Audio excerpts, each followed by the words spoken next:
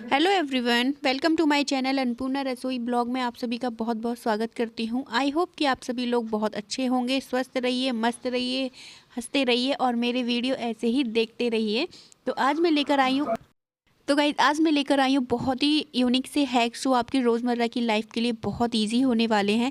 तो चलिए स्टार्ट करते हैं। तो सबसे पहले हैक है मेरा इस बेड को लेकर। तो देखिए, हम सबके बेड साइड से तो पड़े ही होते हैं, तो जहाँ पर मतलब साइड वाले ये जो होते हैं ना, किसी किसी का पूरा होता है, दोनों साइड से कवर होता है, दीवार के साइड से लगा कर रखते हैं। तो इस तरीके से हम उसे ठीक नहीं कर पाते हैं, हाथ से करते हैं तो हमारे पोर्ट्स में लग जाती है। तो आप इस तरीके की करछी ले लीजिए और आप ना करछी से अच्छे से इस तरीके से डालते जाइए, और करछी इतने अच्छे से आपके बेड की सारी सिलवटें और अच्छे से टक कर देगी आपके सारे बेड को। आप देख सकते हैं यहाँ पर सिलवट है, मैं बिल्कुल भी हाथ टच नहीं कर रही हूँ अपना दूसरा वाला, बस एक ही हाथ से करछी को इस तरीके से उसके अंदर, बेड के अंदर डालती जा रही हूँ। और देखिए सारी सिलवटें एकदम से फिनिश होती जा रही हैं। तो इस तरीके से आप अपने बेड को पूरा क्लीन कर सकते हैं, टकिंग कर सकते हैं अपने बेड की। और देखिए सारी सिलवटें एकदम से ख़त्म हो गई हैं। तो गाइज़, मैं नेक्स्ट हैक आपको एक और बताना चाहती हूँ, ये कुछ आलू को लेकर है। तो सबसे पहले हम एक छोटे से आलू का टुकड़ा लेंगे। आप मतलब जब भी इस तरीके का यूज़ करें तो आप छोटा सा टुकड़ा काट लीजिए, नहीं तो आपको पहले से पता होगा इस काम को करने के लिए, तो आप जब भी सब्ज़ी बनाएं तो एक टुकड़ा बचा लें। तो देखिए यहाँ पर मैं अपने ड्रेसिंग के सामने आ गई हूँ। वैसे आपने एक हैक ज़रूर ट्राई किया होगा कि न्यूज़पेपर से साफ़ करते होंगे, तो येस, वो हैक्स भी बहुत अच्छा काम करता है। लेकिन मैं एक और लेकर आई हूँ कि आप इस तरीके से आलू का एक छोटा सा टुकड़ा ले लीजिए और अपने मिरर पर कुछ इस तरीके से घिस दीजिए। जो छोटे छोटे से दाग आग लग जाते हैं ना, बच्चे क्रेयॉन्स वगैरह के लगा देते हैं, पानी वगैरह के स्टेन लग जाते हैं, तो वो इसे बहुत ही ईजी से क्लीन कर देता है। तो इस तरीके से आलू को पहले रफ़ कर दीजिए। और यहाँ पर मैं स्प्रे लिया है, मैंने इसमें पानी भरा हुआ है और नॉर्मल वाटर है, ये कोई इसमें वैसा लिक्विड वगैरह नहीं है, नॉर्मल वाटर है जिसको मैं थोड़ा सा स्प्रे कर रही हूँ। और उसके बाद आप एक क्लीन कपड़े से इसको अच्छे से पोंछ दीजिए। और देखिए आपका शीशा बिल्कुल चमक जाएगा, बिल्कुल भी ज़रा सी भी मेहनत नहीं लगेगी और शीशा एकदम से आपका चमक जाएगा। तो आप इस हैक्स को एक बार ट्राई करके ज़रूर देखें, बहुत ही यूनिक हैक्स हैं। तो गाइस, चलते हैं अपने नेक्स्ट हैक की तरफ, जो कि बहुत ही यूज़फुल होने वाला है आप लोगों के लिए। तो चलिए फटाफट से उसको भी देख लेते हैं। तो वो नेक्स्ट हैक मेरा बेड को लेकर है। तो देखिए अक्सर क्या होता है ना, बेड की चादर वगैरह है उड़ती रहती, मतलब जब भी बेड लेटते हैं ना, तो ये यहाँ से टक तो हम इस तरीके से कर देते हैं, लेकिन ना थोड़ी देर बाद ये निकल जाती है। जब भी थोड़ा लेटते हैं बच्चे, जंप वगैरह करते हैं, तो यहाँ से ये निकल जाती है और पूरी चादर हट जाती है। तो इसके लिए मैं आपको एक हैक्स बता सकती हूँ कि ये आप मतलब एक चीज़ ट्राई कर सकते हैं। तो उसके लिए देखिए मैंने यहाँ पर ली है एक बॉटल, और जिसकी बॉटल के मैं कुछ कैप्स को यूज़ करूँगी। देखिए इस तरीके की बॉटल होती है ना, तो इनके जो कैप होते हैं ना, हम इनका यूज़ करेंगे। तो आपका जितना भी बड़ा बेड है, आप उसके अकॉर्डिंग एक एक फुट की दूरी पर लगेंगे ये इस तरीके के कैप। कैप लेना है, मतलब चाहे कि वो किसी भी बॉटल का हो, बट कैप की ज़रूरत है हमें, बॉटल चाहे कोई सी भी हो। और देखिए इस तरीके से आपको थोड़ा सा ग्लू गन की हेल्प से, ग्लू या फेविक्विक वगैरह कुछ भी यूज़ कर सकते हैं, और इस तरीके से आपको थोड़ा सा लगाना है। और देखिए यहाँ पर अपनी जो गद्दा होता है ना आपका, बेडशीट मतलब कंफर्ट होता है ना, तो आप उस गद्दे पर इस तरीके से यहाँ पर लगा दीजिए, अपने मैट्रेस पर इस तरीके से आपको लगा दीजिए, तो ये एकदम से सिक्योर हो जाएगा। तो इसी तरीके से आपको एक एक फुट की दूरी पर, जितना भी लंबा आपका बेड है, बस एक एक फुट की दूरी पर, तो एक साइड मेरे ख्याल से 5 लग जाएंगे, लेकिन मेरे बेड में एक तरफ सिरहाना बना हुआ है, तो मेरे में बेड में सिर्फ 3 ही लगेंगे, तो मैं यहाँ पर 3 का ही यूज़ कर रही हूँ। और देखिए मैंने यहाँ पर इस तरीके से इनको चिपका दिया है। वैसे मैं सेंटर पार्ट में लगाना चाहती थी, लेकिन यहाँ पर मेरे में जो किनारी आ रही है ना बीच में, तो उसकी वजह से मैंने थोड़ा सा ऊपर लगा दिया है। तो यहाँ पर देखिए अब इसको आप नॉर्मली इस तरीके से टक कर दीजिए, जैसे आप अपने गद्दे को जो बेड के नीचे डालते हैं। तो यहाँ पर आप या तो धागा यूज कर सकते हैं, या फिर आप यहाँ पर छल्ले यूज कर सकते हैं, जो रबड़ के छल्ले आते हैं ना, तो आप उन्हें यूज कर सकते हैं। देखिए इस तरीके से आप 2-3 अंटे लगा दीजिए इसमें अच्छे से,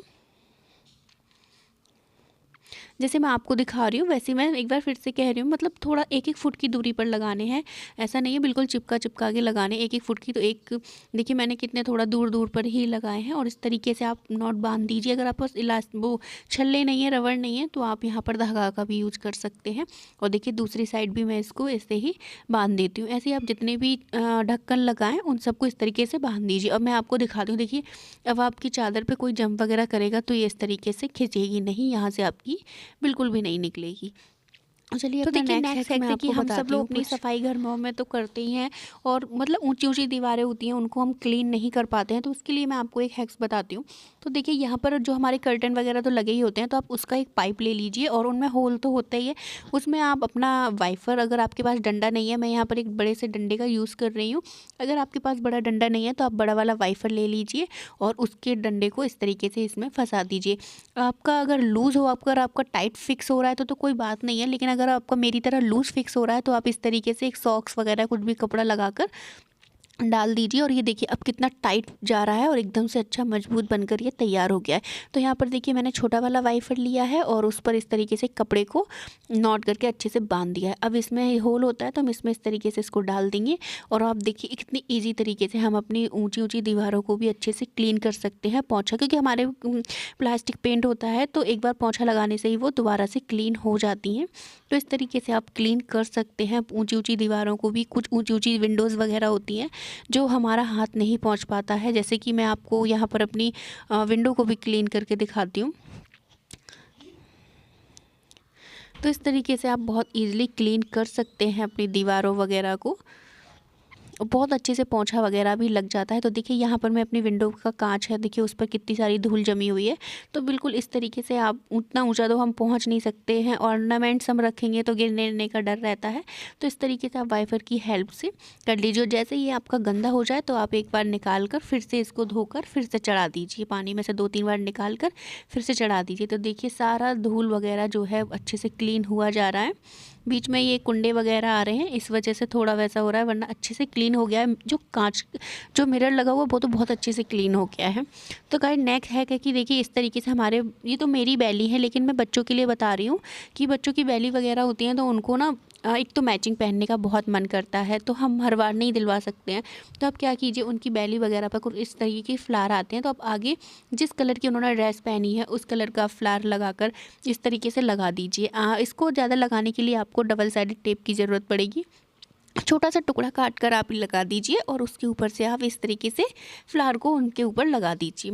तो जैसा ही आप फ्लावर लगाएंगे तो बिल्कुल वो एकदम ड्रेस से मैचिंग का बन जाएगा और बच्चे भी बहुत खुश हो जाएंगे कि हाँ उन्हें चलो न्यू बैली मिल गई है, क्योंकि बच्चों को बहुत अच्छा लगता है मैचिंग वगैरह पहनने की। तो आप देख सकते हैं इस तरीके से करने से ही हमारी बैली का बिल्कुल लुक चेंज हो गया है। ये तो मैंने अपनी बैली पर करके दिखाया, लेकिन बच्चों को ये बहुत पसंद आती है। आप चाहे तो अपने लिए भी कर सकते हैं, ऐसा नहीं है कि सिर्फ बच्चों के ही लिए कर सकते हैं।